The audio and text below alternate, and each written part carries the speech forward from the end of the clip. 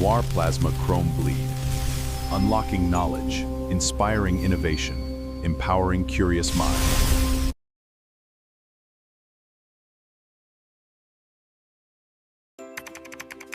This website makes learning so easy. I found all my resources here.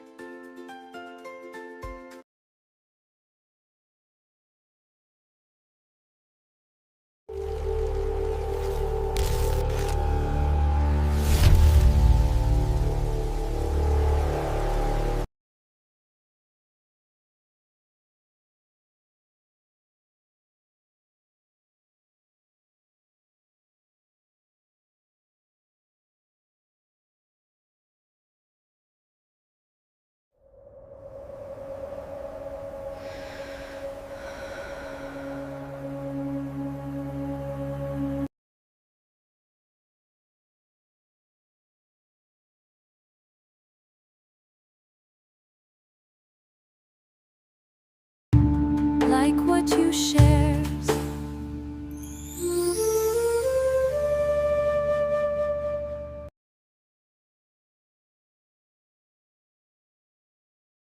Welcome to This Explainer. Today, we're popping the hood on the massive, interconnected gears of the global financial system.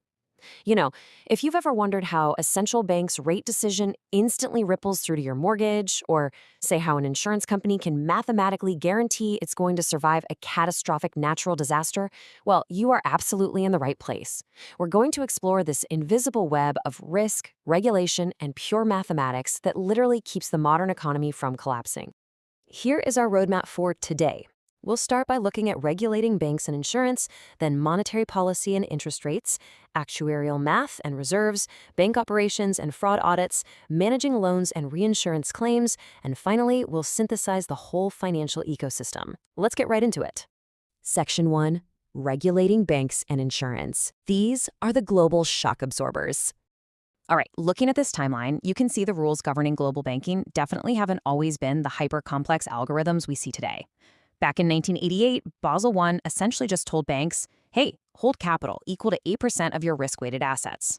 It was a super simple ratio, but as you might guess, banks quickly figured out how to game it, so we moved to Basel II in 2004, introducing a much more comprehensive three-pillar structure. But then 2008 happened. The global financial crisis exposed massive, gaping holes in the system, and that led regulators to roll out Basel III. This forced banks to hold much higher quality capital, specifically Common Equity Tier 1, and brought in strict liquidity metrics. And now, we're transitioning into Basel IV, which introduces the FRTB, the Fundamental Review of the Trading Book. This heavily restricts how much banks can just rely on their own internal models to calculate risk. Basically, regulators are pulling back the reins. Now, check out the stark contrast between commercial banking and insurance regulations. It's actually pretty wild. Banks use the Basel framework, which is hyper-focused on capital ratios and liquidity to handle day-to-day economic shocks. Insurers, on the other hand, operate under Solvency II. Take a look at that primary regulatory target for insurance on the right, the Solvency Capital Requirement, or SCR. Insurance regulators demand that these companies hold enough capital to absorb unexpected losses with a 99.5% confidence level over a 12-month period.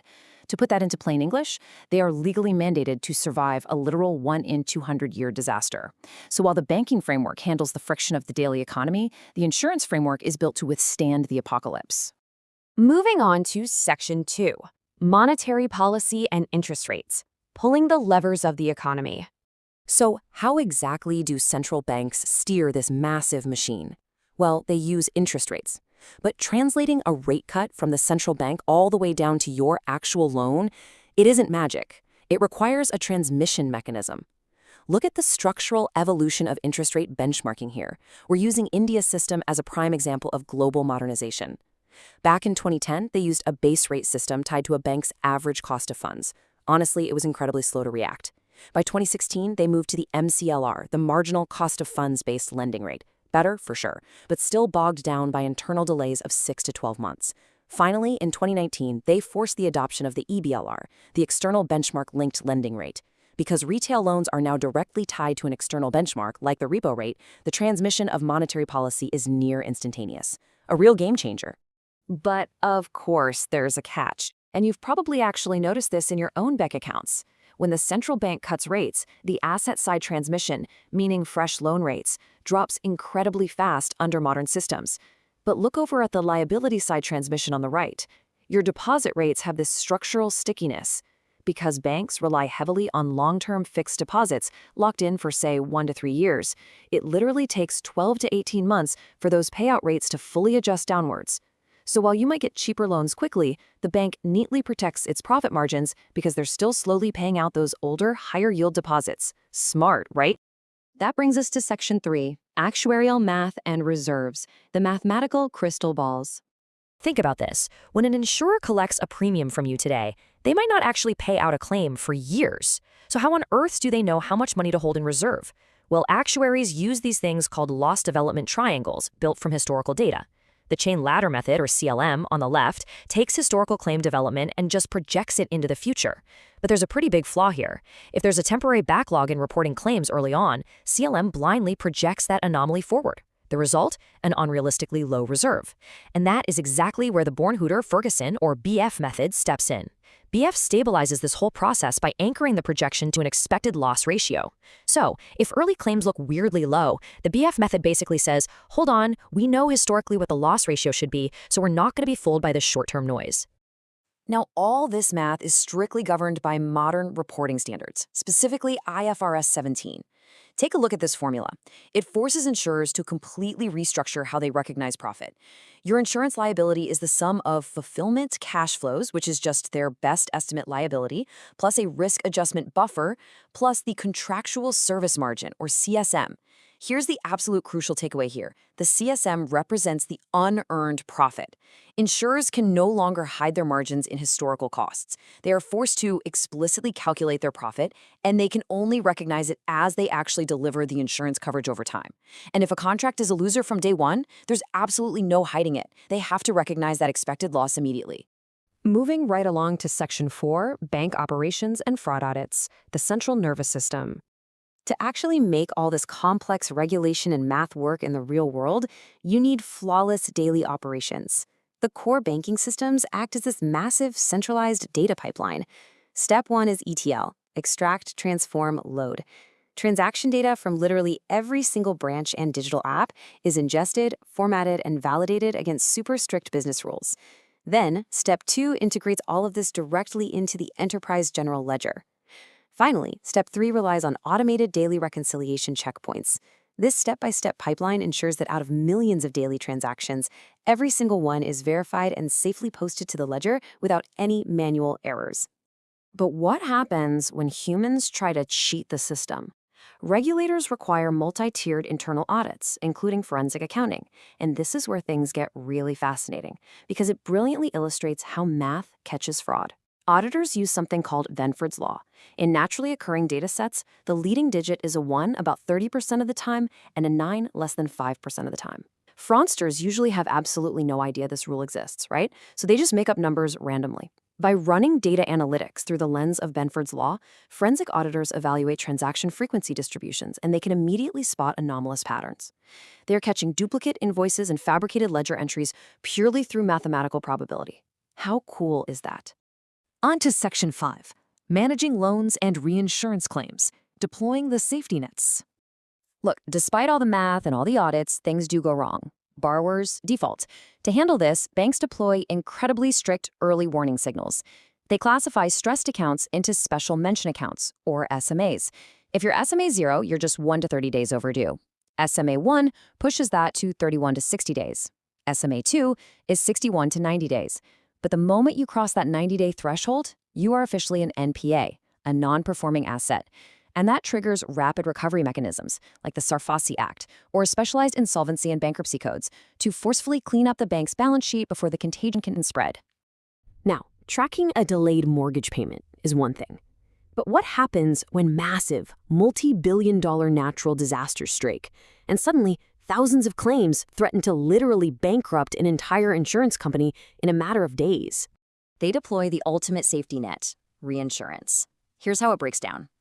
On one side, you have proportional reinsurance, things like quota share or surplus treaties.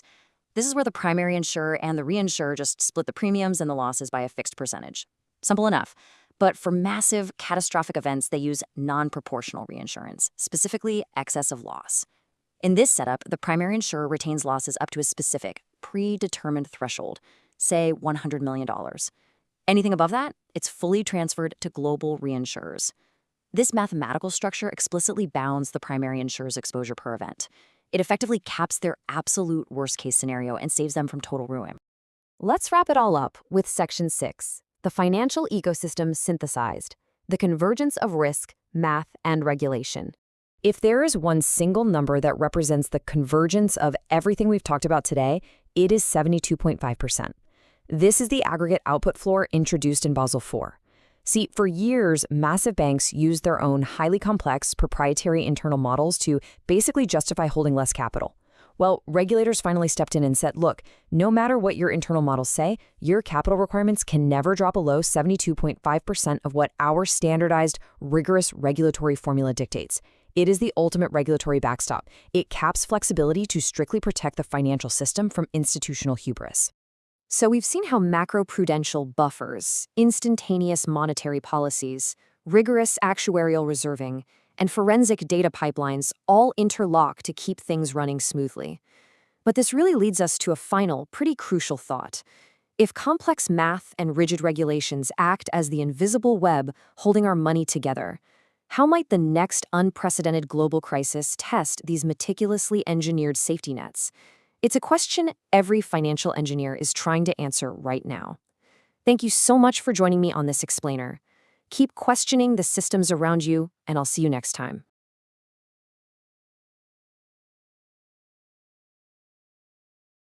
Like what you share.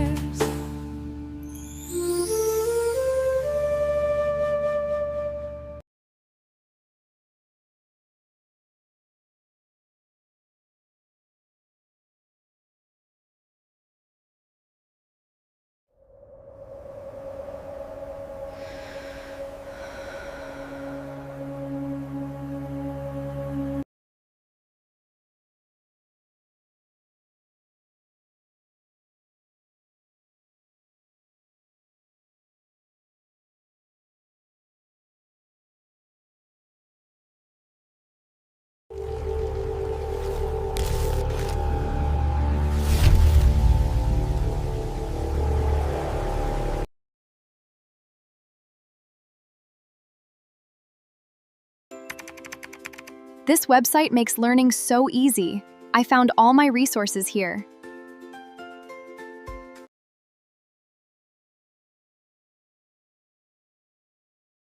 Noir Plasma Chrome Bleed.